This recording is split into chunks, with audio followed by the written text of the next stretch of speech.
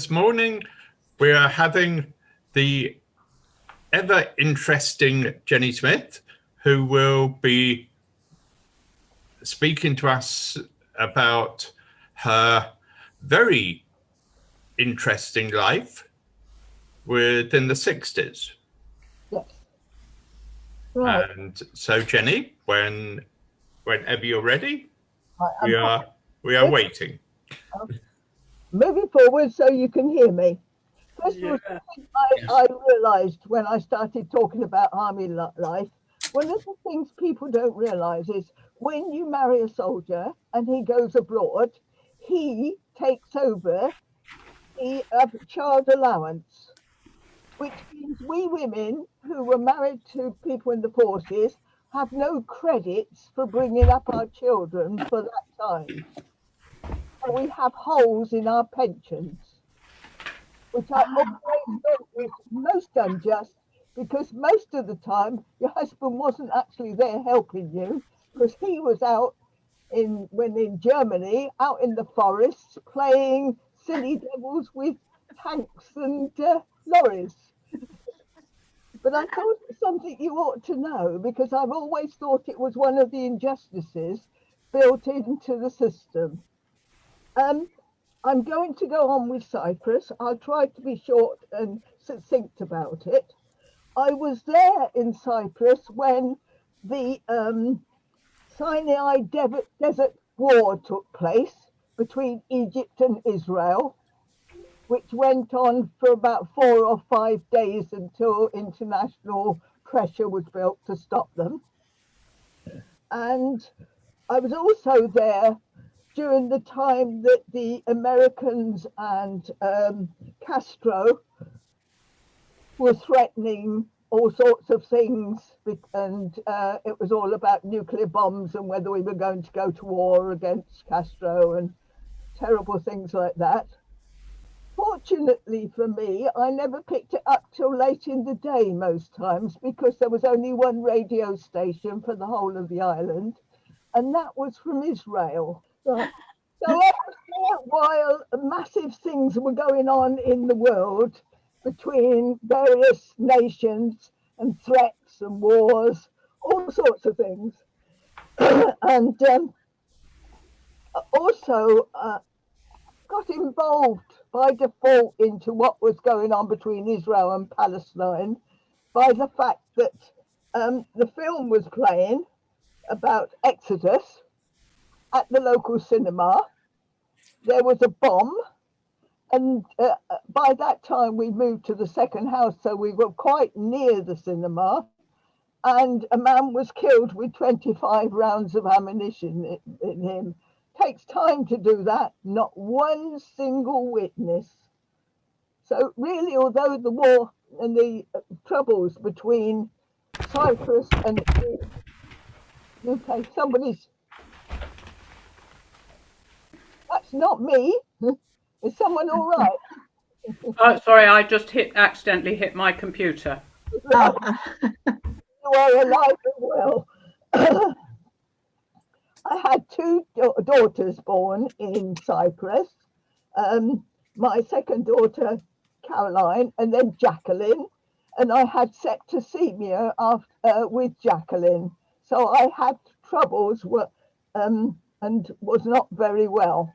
My husband was also ill with something that was terribly bad about his breathing. So we didn't have a good ride while we were there. I told you last time about Tina and Deb Beck. I think you ought to hear the end of that story. Tina and Dad were out in Germany with us. He eventually came out of the forces. As you remember, she was a cabaret girl and had, I assume, been a streetwalker as well, the way all the wives treated her. And they went back to Spain, where she'd come from and where she'd lived on the streets as a child. He became a DJ for the radio system in Spain.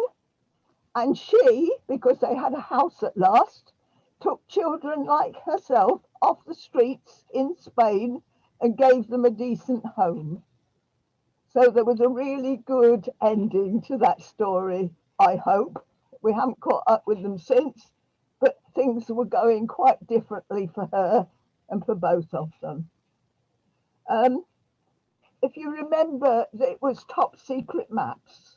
And so there were people being dropped behind the lines in Egypt and having to be picked up secretly on the shores to get back into camp to describe what they'd seen and what they had noted to go on the maps. And they did Aden and all that part of the Middle East. So the maps were being used straight away for war purposes.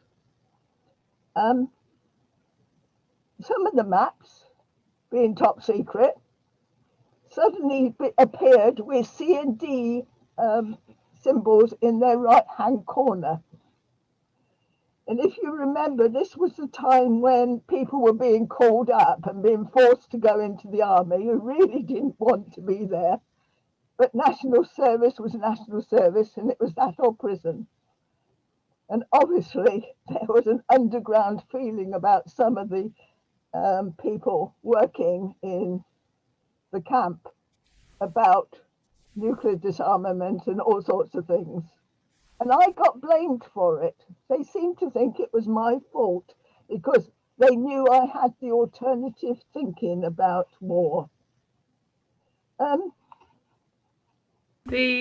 Jenny, were you making the maps? No, my husband was a cartographer. They were lithographers, cartographers, surveyors who were dropped behind enemy lines through wars, wherever they were, and who came back with information.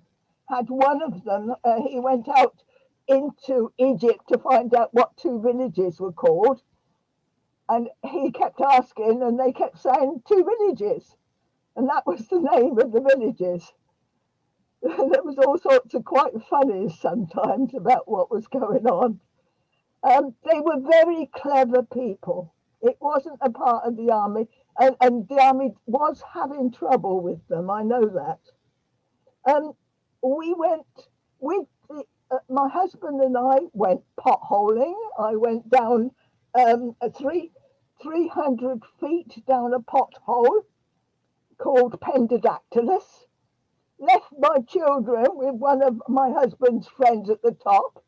And when I got back, he said he'd never worked so hard in his life to keep them alive because they were on the side of this mountain and they were filthy dirty and had had a wonderful time. We also went to a Neolithic site where you could actually see in the rock the mud houses and the houses that people had lived in, buried. And one of the people with us found a little clay pot that was beautiful. And later on, many years later, we saw a clay pot like that. And the one he got was better. I hope he'd handed it back eventually so that it went back into the archives for Cyprus. And history was everywhere in Cyprus. It was absolutely amazing. And at the same time, as I told you, I was reading books about the history of the area. So I was educating myself on what was happening throughout the world. While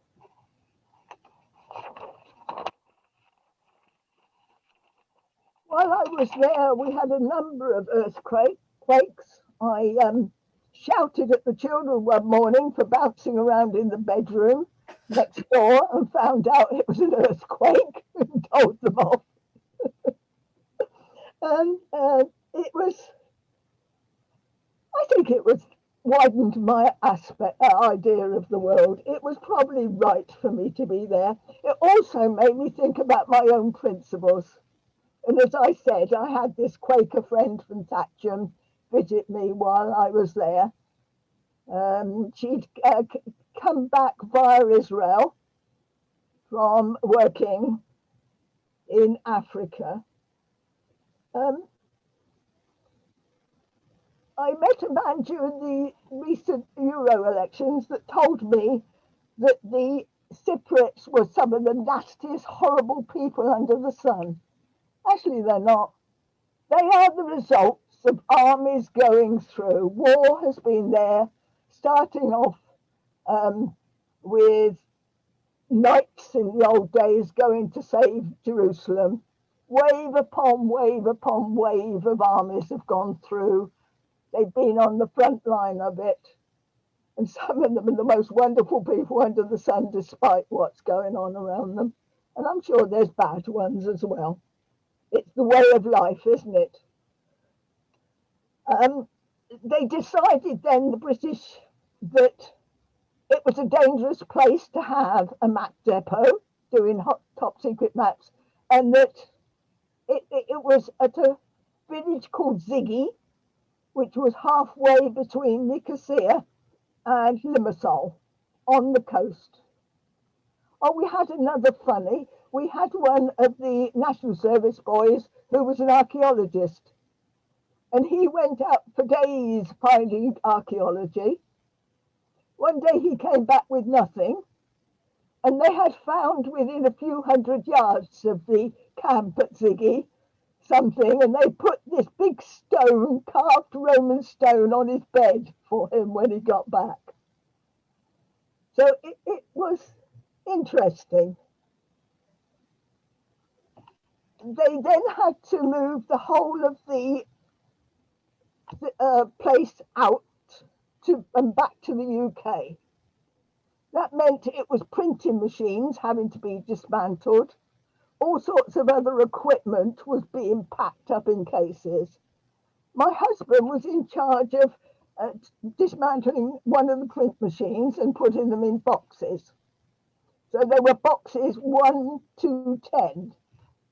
Well, by the time they dismantled it, they got it into 9 only, and they hadn't got time to take the 1 to 10 off. So many years later, he was had up by the SIB for pinching a bit of a printing machine because one of the boxes was empty. It's all these silly things that come back to haunt you eventually. But we were sent back to Barton Stacey, which is in Hampshire, a disused army camp. As you know, I was looked upon as perhaps not the desirable wife that a soldier should have, because they knew that my opinions were completely different from some of those themselves.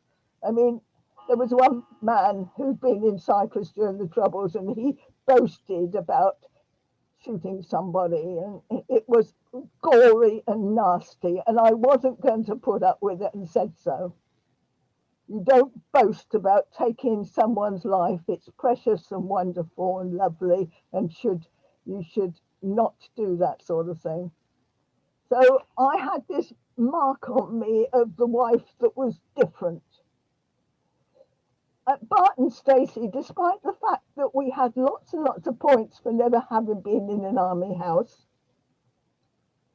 my accommodation that I moved into, and they told me they'd killed 17 rats the day before I moved in the property, was an army hut.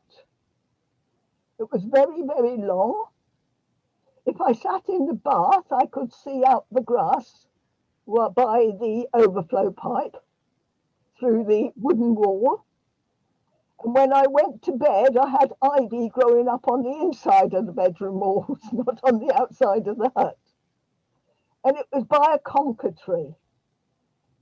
We were supposed to be guaranteed 1 year's stay in this army hut, and we didn't, because about 2 months after we'd arrived, an officer and another man came with him and said that there was an offer of a posting in Germany, and would my husband like to consider it? And it was with promotion and to get away. So we looked at each other and I said, go on, go. Let's go to Germany, see what it's like. However, there wasn't accommodation in Germany, so I stayed in this Nissen hut for 5 months by myself with 3 children. It was attached to another army camp. If I wanted to go out at night, I had to walk through all the security with men walking around with what they call pit helves, which is big sticks there. And I had a miscarriage alone by it while I was there. I'd started having miscarriages constantly after that, so I never thought I would be getting another live child. It was miles away from the buses. It was outside Andover, quite a long way. The rest of the army accommodation for all the other wives were also a distance away, so I had no company other than other wives from other units. And it wasn't very good for me. My parents did come down. They got one of their neighbours, because they had no car, to bring me back eventually. But I went home for a tiny while with the 3 children to my mum and dad. And when my dad came back and saw where I was living, he wanted to take me home again. And I said, I can't, I've got to stay here. Anyway, just before Christmas, my husband arrived, said they got a place for me and the children in a hostel in Germany, in Rheindahlem. And we packed this car, we put all the things on top of the roof, we put the children in the back on top of blankets and pillows and things to sleep. So we had 3 children to sleep.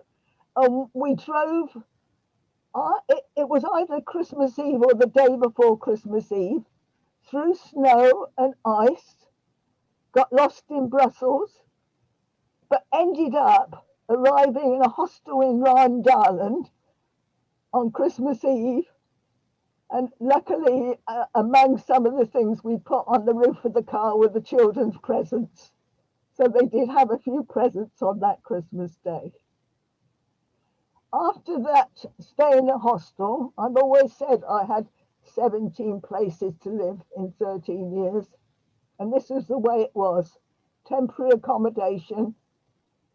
I think women who marry soldiers ought to be warned about what's about to happen to them, because it does. And you toughen up very fast, or you have nervous breakdowns, or you divorce. There's all sorts of ways out that women find. The first place, the house I had in Germany was in Mönchengladbach. And that was away from all the other wives that I got to know over the time. But it was quite a nice house, and we stayed there for a while. I remember we always keep compost heap, and we put compost in the back garden and things like that. But my daughter, Penny, who was my eldest child, she then got meningitis while we were there. And the doctor came, and the doctor said to me, well, when they get this, the ones that survive, I think, are the ones that we leave in their own homes. I had no idea what the meningitis was. But I had medication given to me, and she got better. At least she is to this day partially deaf. It has definitely affected her. But when I think what could have happened, it's an absolute miracle that she's alive now. From there, the unit started to move and went to a big army camp to move all the equipment there into outside Düsseldorf at a place called Rattigen. And it was a very nice house on the edge of Rattigen, which is a nice sort of nice town, but more like a village. And then things started to calm down.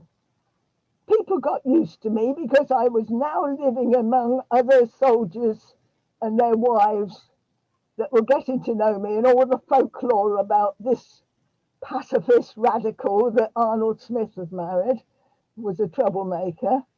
I think we calmed it down. I went to German classes, talked to German people, found out what it was like for them during the war, which was horrendous.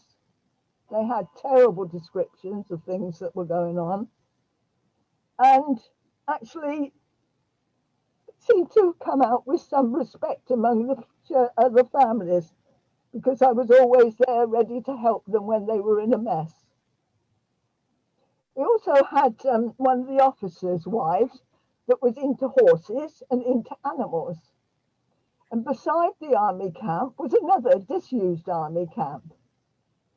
So they broke in through the gates and she moved horses into some of the army huts. And she had rabbits. And eventually there was an inspection of a unit that decided they were going to move into this other army camp. And one of their officers opened a door and found a horse's head coming out of him. But it was being turned into an animal menagerie at a disused army camp. So she moved the rabbits home to Viersen, to her own army headquarters. And I will tell you that now in Viersen, they've got wild bunny rabbits running around, because they escaped and mixed in with the local rabbits. Then, if you know about housing in Germany, you will know that their windows are completely different to our windows. Their windows have a central swivel so that you push them and you can clean both inside and outside. The only trouble with those were they didn't secure always properly with young children. And we were constantly asking for some sort of security on them so that the children couldn't just open the windows when they wanted to. Well, they took absolutely no notice until my youngest daughter fell out of the window and had multiple head injuries and ended up in, first of all, in a nunnery where they put her, a hospital, and then she was moved into the University Stat Clinic in the middle of Düsseldorf. So I was having to travel every day in to talk to my daughter, because the doctor said to me, "We don't speak English. Would you please come in as often as you can so that she feels that someone's around?"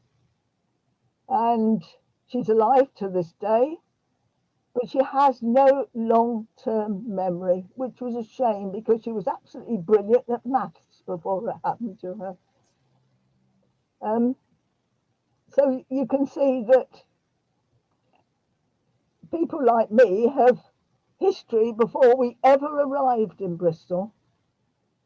You learn so much about people and about life and about the fact that the cards that are issued to you are not always fair. And I think I needed that when I worked for Shelter. I needed to know when the case came in the door that there was a lot more behind people than just having mortgage arrears or illnesses. Life can be an absolute sod at times. I'm trying to think what happened. Oh yes, the other thing that was good that happened in Germany was I had another baby. I stopped having miscarriages. I had 7 altogether, because I had one after him, and got a son, which meant my husband could get his 00 train set, which he'd always wanted as a child and never had. And I got another child to look after, and I thought, that's it, 4's enough for anybody. They're still with me, and they're lovely kids. They cause trouble at times, but then we all know what children are like. Yeah. I'm trying to think what else we did in Germany. Oh, I know. When I was in the first house in Germany, I went to the Scottish Free Church in Rheindahlem and had the children all christened there because there hadn't been any opportunity to getting them christened anywhere else we lived.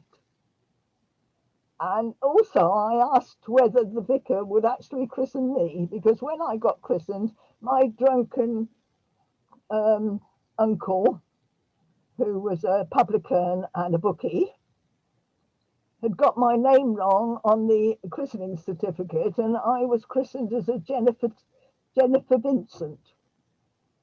And I knew very well that was one of my decisions in my life. I was a woman. It had been made very early. So he christened me out of a jam jar. And I'm told by the Church of England you can't do that. And I said, well, it's what I needed, because I was becoming more and more religious as time went on and knew it. It was coming fast. When we moved to Rattigan, I started attending the Church of England in Düsseldorf that had lots of senior civil servant staff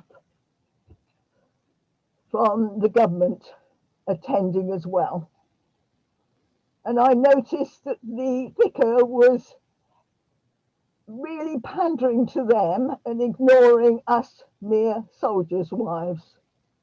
And I thought, I hope God actually considers everybody, no matter what place you are in the world and what rank you are. It's really strange how you notice things like that, the differences of how you treat one group of people and another. We stayed there, we'd gone there in 1963, and we stayed there for 3 years.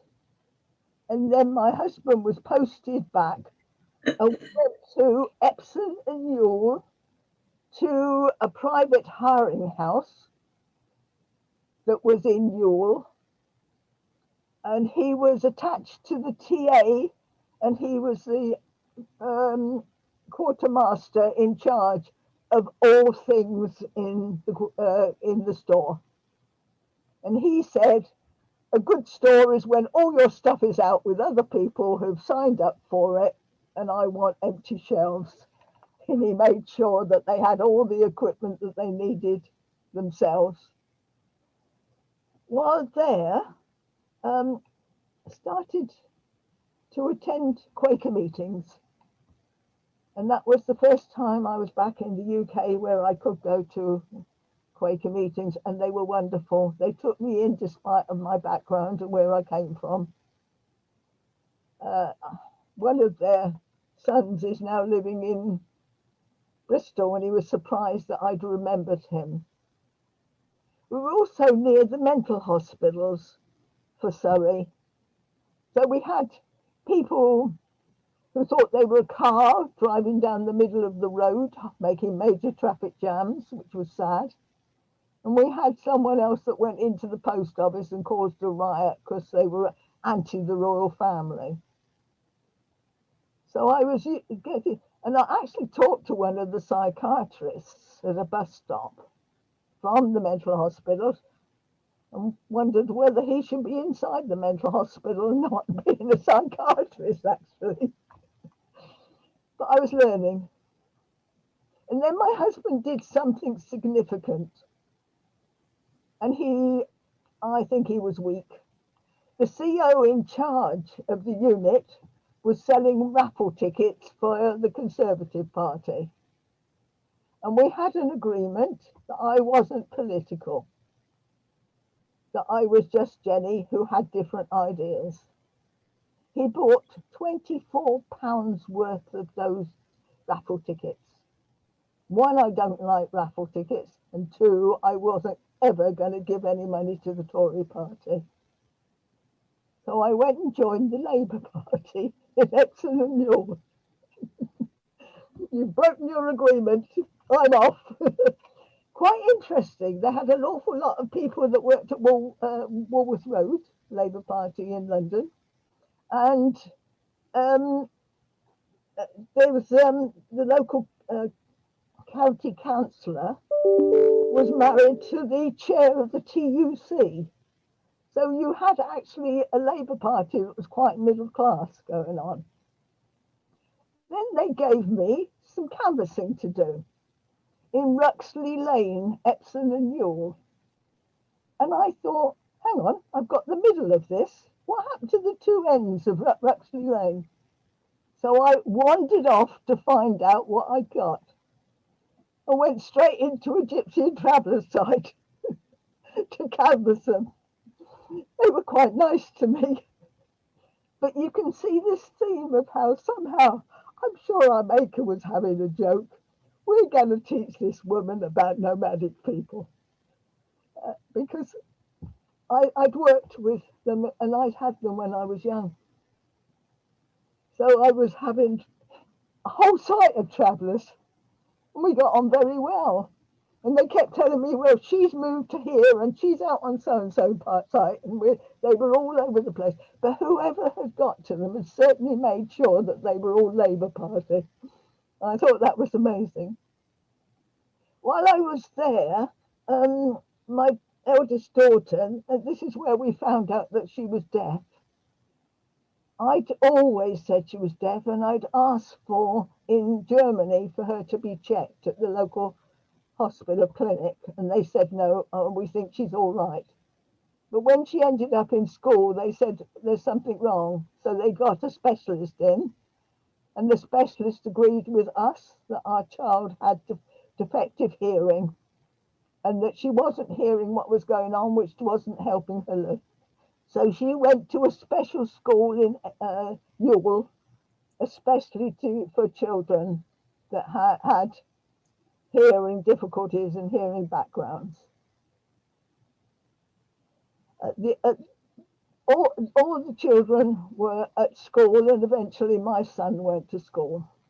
But my husband and I also raised money for the Richmond Fellowship, which was for old soldiers. And to do that, we had to have fire a gun and have competitions, and I actually can fire a gun. I didn't want to, but there seemed to be no way out of it because it was thrust into my hand and have a go. My husband and I ended up as the top shots. And I thought, this is amazing, but I've never touched a gun since, and I never will again. But at least I know what it feels like to touch one. So we moved and we were posted back to Hermitage, where I'd come from in Berkshire. I'd been brought up there, so I was back among my own people. And, I've forgotten, when I was in Epsom and Newell, I went off to evening classes and got myself an O-level, just to see if I was thick or not. Because, as I told you previously, I'd had no real education. And when we got to Hermitage, I decided I was going to go and see if I could get some more exams. So I enrolled for English language and English literature at the Further Education College in Newbury. And my children, that meant I had to rush home very fast to get my children on my bike. But I got back in time for them what happened then was a child got lost or didn't get on and wandered off into the woods. And they ordered all the army wives to staff the bus so that to look after all the army children. Well, one army wife had a child that was completely and utterly disabled, and she couldn't do that. Others had jobs. I was taking these exams. So we said, well, we never signed anything. You shouldn't be ordering us. My husband then was quartermaster in charge of the camps. And so he was on the top table when that decision was made, and he had disagreed with it when it went before the committee. He said it was silly. All you do is count your children as they get on the bus and make sure you've got a full set, and also make sure strictly that they line up properly to get on a bus. However, this went on and on and on, and a senior officer's wife went from door to door to door, threatening the wives that their husband would actually lose promotion if they didn't comply. And I didn't comply. I was eventually, slowly, one at a time, they were persuaded to go and do this, despite the fact it was affecting all sorts of things that they were involved in the outside world with. And my mother came over on her bike and looked after my children while I was finishing off and taking my 2 O-levels, one of which is an A pass, by the way. So I was getting confidence that perhaps I had a bit of brain somewhere inside me. I hadn't got that before. The army can be very nasty at times, and that brought out the niceness. We'd also, when we were in Germany, many of the army children hadn't attended the local school, which was tied to the British Embassy, which my children had. The army paid something towards them to go away and have private education and live in the schools that they were being taught in. My husband and I had a discussion about this, and we decided that they were our children and we were going to bring them up. This was not going to happen. And this at Hermitage was the final straw for us, because we felt that it wasn't the sort of atmosphere that we wanted our children in. So we started looking for somewhere to buy, and we slowly worked west. Nearly went to Chippenham, decided we didn't like the houses. Actually, I'm glad we didn't have them because they were next to the river and they have drowned since. And he ended up in Bristol, where his parents lived, and we bought this house in Stockwood. And I moved in alone with 4 children, and brought them up for 4 years while he finished off his time in the British Army. And that's why I attended Keynsham Quaker meeting, because that was the nearest Quaker meeting to us. Oh, by the way, I'd gone to Quaker meeting while I was in Newbury and discovered lots of them were my mother's friends and the people I'd grown up with.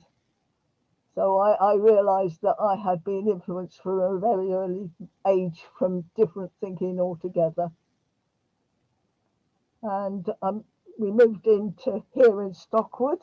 I said that I'm going out in a little box. I am not going to ever have another house.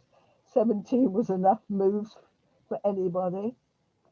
The idea was also that we get our children properly educated, and we get our children socializing with the wider world, not a narrow world. And I get away from all the things that I really didn't want to get involved with anymore. Although there's some lovely people, our army wives are put up with hell. And when you think they're constantly being moved and moved and moved and shuffled around and being given orders. Hang on, am I there? I've lost you.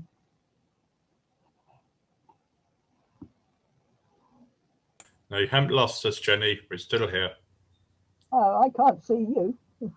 No, I can't see you. Well, in that type of thing, I think this is a good point, because we have 10 minutes left.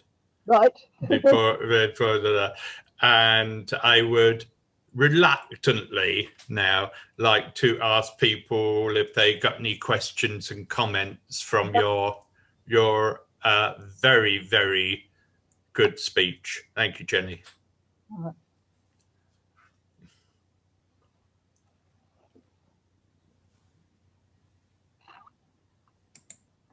If anybody wishes to make any comments, can they please Right. do so now?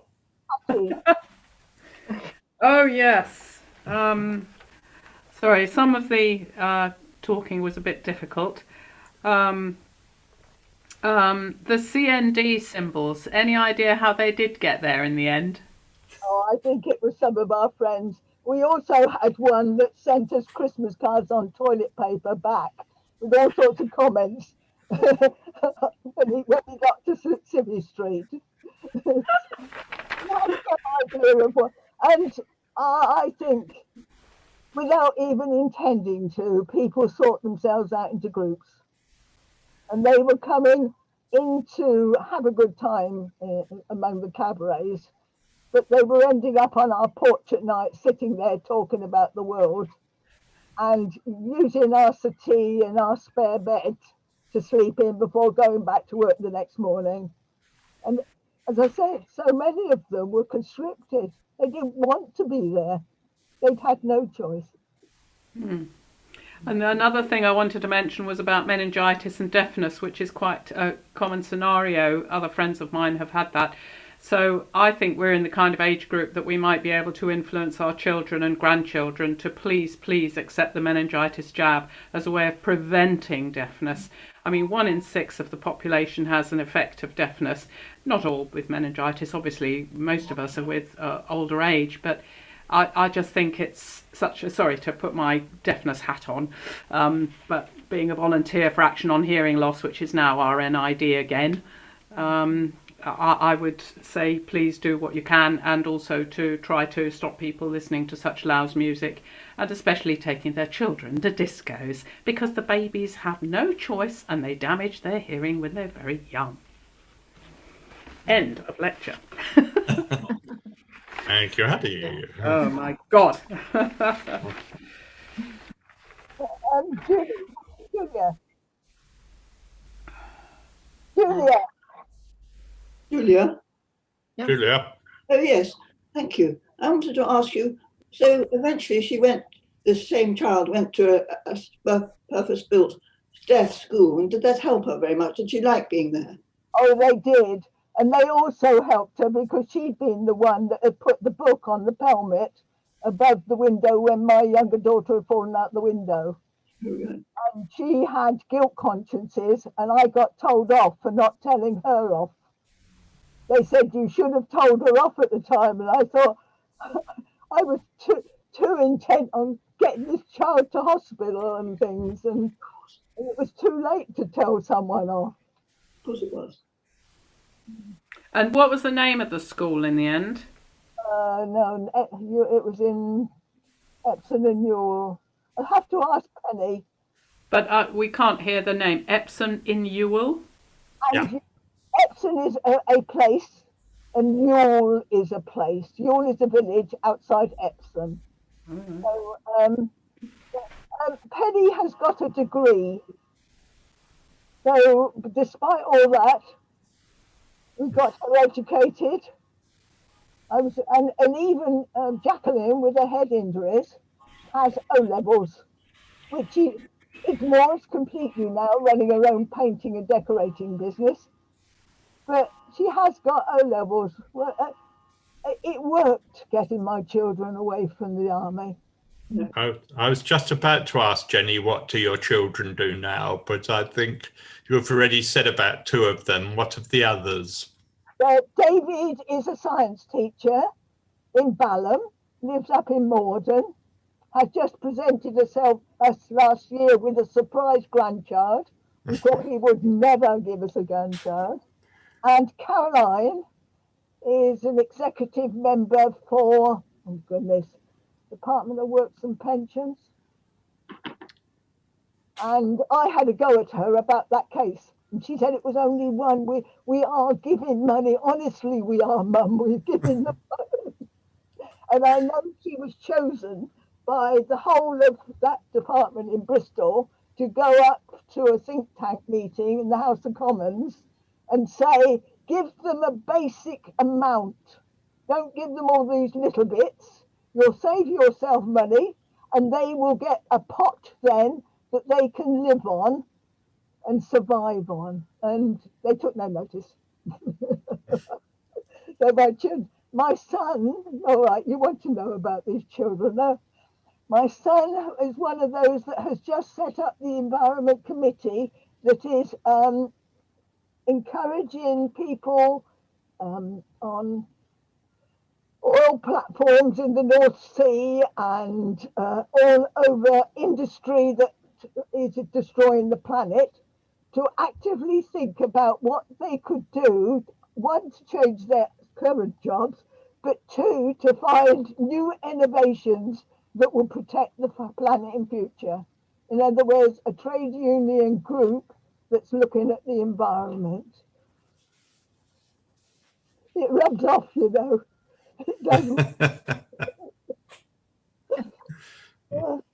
I mean, Penny, when Margaret Hodgson's funeral was there, Penny said to Peter, I was there the first day that Margaret Hodgson got arrested at CND. And Penny was working for CND up in London at that time while she was taking her degree. And she was one of those that was ringing round to say when the rockets were being taken out and taken across the country. So all my children have they've got their mark on them in their own. But I hope it was they weren't brainwashed. I encourage them to think what was happening in the world and to make their own decisions. Yeah. It sounds like you're very proud of your children, Jenny, and they should be proud of you for what you've done for them. I think it's more about how can we control her from doing something silly at her age. Any more questions?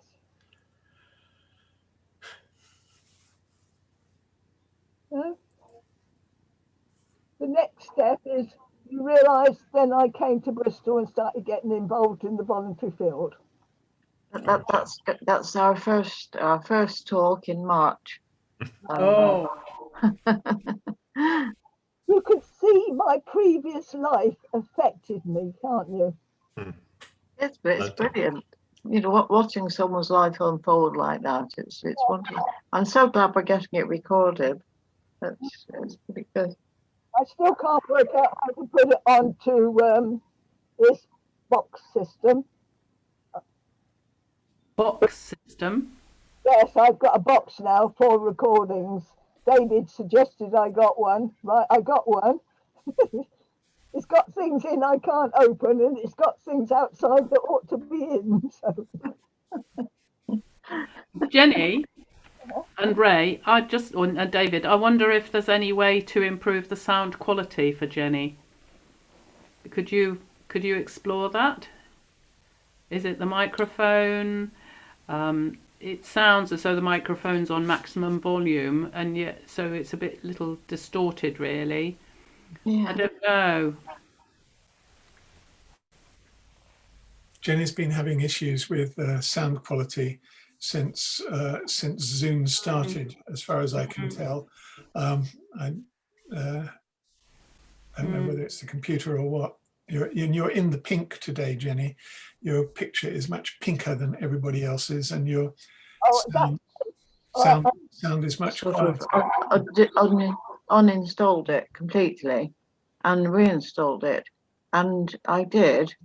And I had a terrible time, as everybody involved in the groups knows. However, now that it is finally reinstalled properly, my sound quality is hugely improved. Is that Zoom? My Zoom quality, yes, is much improved. So that's since I completely uninstalled it and put it back together, even though that was difficult and had a lot of problems. Once I'd got it back, the sound quality was hugely improved. So I don't know if that helps anyone. And it was an awful job getting it going again. So I don't know.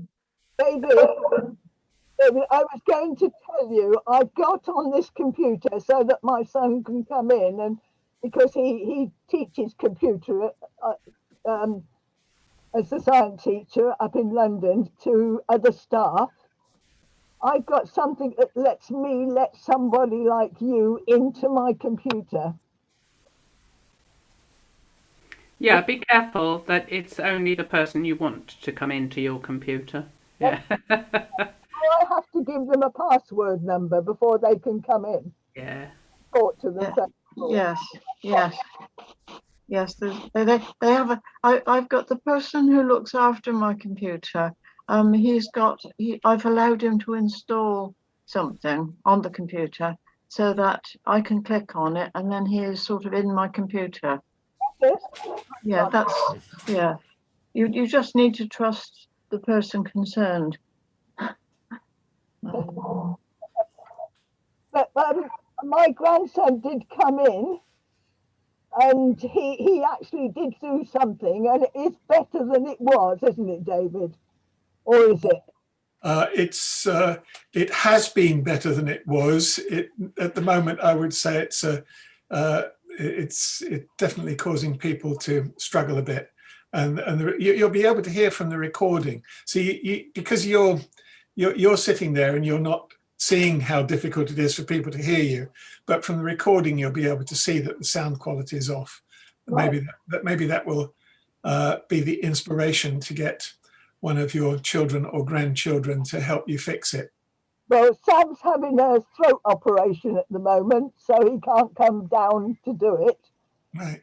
He's the black sheep in the family. He's gone and joined, he's now working for Ordnance Survey on top secret maps.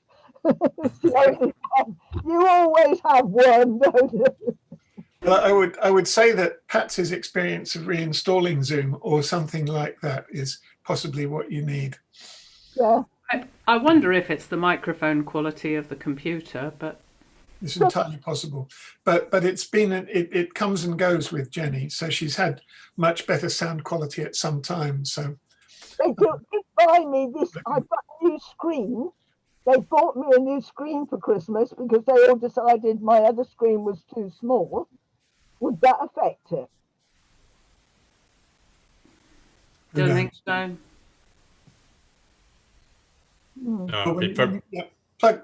Plugging new kit in can change the configuration of a computer. You can't tell what's doing the thing. You just have to nudge it until it starts to behave. Yeah. Well, I've got a message to Sam and tell him, but I don't know. How do I say this? He's working in Whitehall in the ministry at the moment. Yeah, jolly good, chair. I seem to. I have got brothers that are like this, and my middle brother had a massive IQ, and my mother was told to hold him back. We forget, is they called savants? The ones that actually too good for their own well-being, really. Savant. Savant, that's it.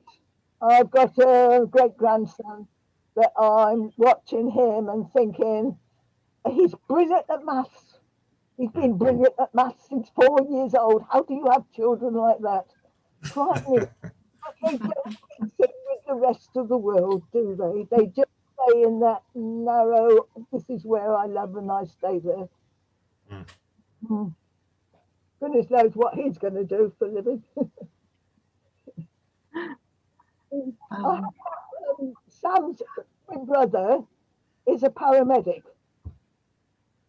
So you've got twins, one who's in the army and one's a paramedic. You work this out. Life is different.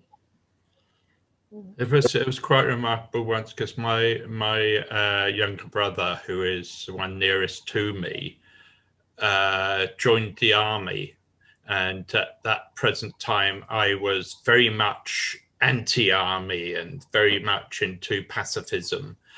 And I said to him, I don't like you being in the army. It worries me completely. And he looked at me, he said, I can't live my life to suit you. I had to live my life to suit me. And that I found true, but very painful to hear. Yeah. Right. It is now nearly 12, friends. Have we any more? Do we wish for anything else before we bring this session to a close?